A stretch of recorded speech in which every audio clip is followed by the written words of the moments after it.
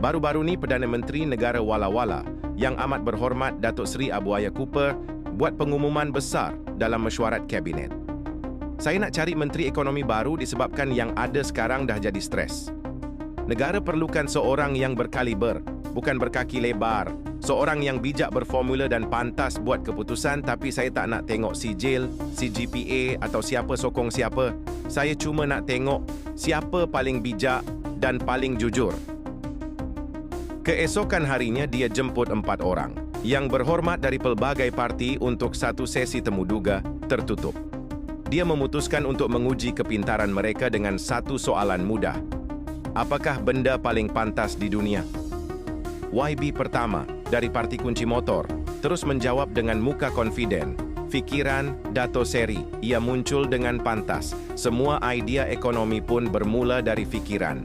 PM angguk perlahan. Menarik. YB kedua dari Parti Durian jawab sambil senyum manis. Kelip mata. Kadang kita tak sedar pun bila mata berkelip. Macam peluang ekonomi. Kena sambar cepat. PM tersenyum, bijak dan masuk akal. YB ketiga dari Parti Ayam pula bagi jawapan yang penuh tenaga. Elektrik Dato' Seri.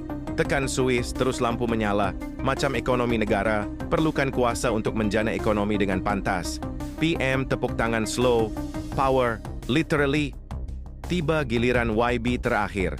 YB Jiman dari Parti Bebas yang merupakan seorang bekas pelakon drama Melayu pukul 9 malam. Dia termenung sikit, garu dagu macam tengah hafal skrip. Tiba-tiba, cirit Dato' Seri. Satu bilik terus senyap.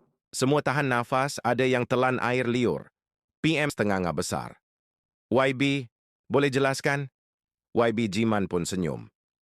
Malam tadi, saya makan nasi lemak sambal power kat R dan R. Tengah malam, perut buat hal pula. Dato' Seri, sebelum sempat saya berfikir, berkelip mata, atau on lampu tandas, benda tu dah pun jadi kenyataan. PM terdiam. Semua YB lain pandang sesama mereka. Tiba-tiba PM berdiri sambil angkat tangan tinggi. YB Jiman, anda dilantik sebagai Menteri Ekonomi yang baru. Esok angkat sumpah. Negara kita perlukan keciritan ekonomi untuk peluncuran mahsul baharu.